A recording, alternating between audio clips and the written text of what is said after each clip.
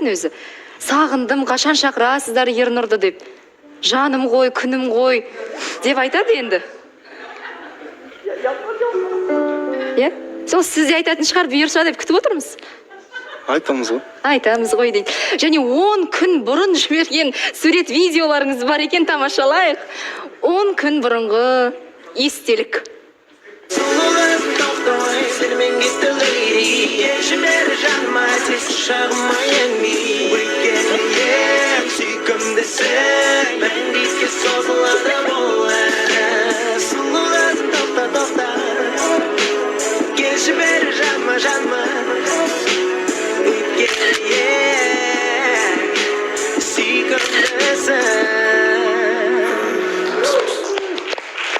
Керемет. Ал, Аягөзге барып келдіңіз, үй шаман есен бе? Аман есен. Біздің Аружан жайлы не айтып жатыр?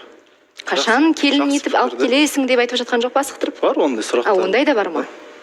Түсінікті. Ал енді Аружан, сіздің әңгімеңізді тыңдаймыз. Сіз шыққанда ортада ұялып қалатыны бар енді, оны өзіңіз де байқаған шығарсыз. Байқаймын.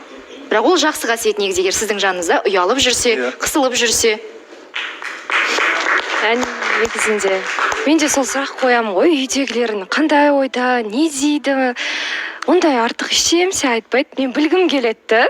Мысалы, осы жерде де айтпайды, сыртта да айтпайды. Неге бірдемсе айтпайсыз Аружанға? Соны айтамын. Жақсы ғой, бәрі не айтым? Жақсы деп жатыр. Ал негізі отбасыларыңызды айтып, әпкем, ағам деп бір-бірлеріңізге әңгіме етесіздер ме? Таныстырып енді сырттай. Айтамыз. Мен әпкемді айтам. Әпкем мені, біз прямой эфирға кіреміз ғой, Ернұр екеуміз бірге. Мен мамам да жазып отырады, әпкем де қарап отырады. Екеуі балет етіп отырады бізге. Бұлай, қалай айтсам? Енді бізде былай әңгіме тек қана сол күнделікті нәрсе. Не істедің, қалай болды, не айтты, не істедің? Сонымен ғана шектелеміз, былайша айтқанда. Бірақ мысалға болашаққа жоспар ретінде әңгімелеспейсіздер ме, соны талқылап? Өйткені енді күнделікті әңгіме ол... Болады, арасында болады ондай әңгімеде. Арасында бола ма? Маған емес, Ернұрға сұрақ қойыңызшы. Сөйлесінші бірдемсе деп, елі ойлайды, мен ақ бір жалмауыз ұрқысып сөйлей берем. Бұл кісі үндемей отырады. Мен қалаймын то, что Ернұр бір сөйлесіп, ашық, бір ұялмай отырса екен деймін да. Негізі, осы кісіге сұрақ қойсаңыз. Бірақ негізі Ернұр мырза ұялмайды эфирге шыққан кезде, Жақсы. Еркін отыратын сияқты, жақсы деп қояды өзі. Ал қатысушылар қазір Ернұр мырзаға ғана сұрақ қойса? Ассалаумағалейкум, Мереке, қош келдіңіз. Негізі өмірде де осындай кішкене тұйықсыз ба негізі өмірде де? Тұйық емеспін мен. Жоқ, енді жаңа сіз бір аптаға үйіңізге барып келдіңіз да, мен андай нәрсе күттім да сізден. Маған анам сіздерге сәлем айтты, осындай барып келдім, Аружан туралы осындай нәрсе айтып жатыр деген сияқты бір ашық әңгіме күтіп отырмыз да сізден. Бірақ сіз келдіңіз да, жақсы, бәрі жақсы, рахмет деп қана отырсыз. Сөзге жоқ. Ондай әңгіме болмады ма әлде? Ол жақсы бар. Жаңахан, мен айтсайшы. Асхат мырза сөйлетем дейді. Уағалейкум ассалам. Кеше негізі кіммен Ернұрмен далада эфирден шыққан екен кішкене сөйлесіп қалған былай, қалай. Негізі кеше Ернұрға мен былай сұрақ қойдым да, бәрі күшті болып жатыр ғой, енді үйленуге әрекет істейсің ба деген кезде әлі ерте емес па деген сияқты. Соған қарағанда сол 10 күннің ішінде екеуің араларыңызда кішкене келіспеушілік болды ма деген сияқты. Жоқ, ондай түк те болған жоқ. Болған жоқ па?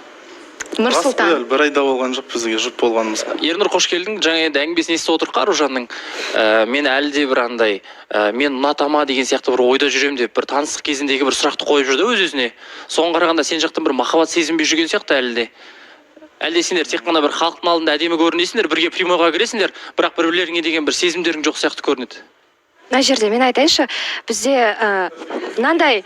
Жоқ, тоқтайтыршы, мен айтып кетейінші, просто мына жерде мен қателігім болған шығар. Забота бар, бірақ именно андай... Сезім? Иә. Нұр Зухра ханым. Сондай жігіттер болады да, который жақсы көріп тұрса да, ішінде сезім болса да сөзбен білдіре алмайды. Білдіре алмайды да. Бірақ жаңа кім Аружан өзі айтып жатыр ғой, бірақ мен көзінен байқаймын деп. Соның өзі жеткілікті сияқты, бірақ бұндай тұйық жігіттер өте редко айтады ондай сөздерді. Саған важно ма? Маған важно, потому что мен күнде ондай сөз мамадан естіп үйреніп қалғанмын да, и мені жақсы көретін адам маған хотя бы бір аптасына бір рет болсын айтқаны қалай то, что вот, андай. Ол важно ғой. негізі енді қазақ тілі шіркін құдіретті ғой, бір жаным деген сөзді қалаған адамыңнан естіген кезде еріксіз бір жүрегің де елжірейді, өзің де бір тебіреніп кетесің ғой.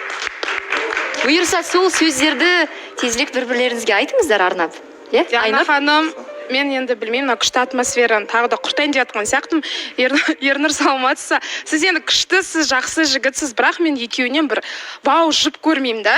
Білмеймін, бір тартылыс именно Аружан жақтан Ернұр мырзаға жоқ сияқты. И ары қарай сіздер екеулеріңіздер үйленіп кетеді дегенге мен сенбеймін. Білмеймін почему-то, бірақ Аружан жақтан мен прям күшті бір ұнату, бір сезімдеріңіз никак сезінбеймін сіз жаққа. Мен сенем, Диана ханым. Екеуі бар жақсыға лайықты ғой, бірақ Ернұр айтпапсың тауып бір ой. Қыз дегенің сәбидей, ал сәбиге еркелетпей, көңіл бөлмей қоюда қауіпті ғой дейді. Диана ханым, бола ма? Көңіл бөліп. Бола ма, Диана ханым? Иә. Мен не яқтам.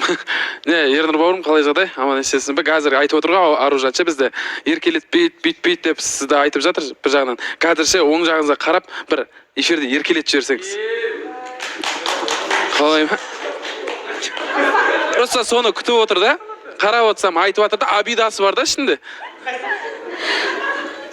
Бүгін емес деді ғой деймін ішіне, не қарамызда. Өмірде айтпаған, мынаншама халықтың алдында айтады деп ойлайсың ба? Сен де қызық айттың ғой. Индира ханым. Соны күтіп отқан сияқтысың ғой. Индира ханым. Айнураға, негізі Айнураға именно осындай жігіттер типаждағы ұнайды, сол мақсатта айтып отыр ма деген ой келіп отыр да қазір маған. Индира ханым, сіз менің вкусымды білесіз, сіз менің түсімді білесіз. Сіз енді точно білу керексіз, Ернұр менен кішкентай екен, мен оған Жоқ енді зависть деген болады қыздардың арасында, Айнұр. кішкентай ғой ол деген. Мейлі ғой енді. Бәрібір өзімнен үлкен Ал азаматты. бізде жарнама кішкентай.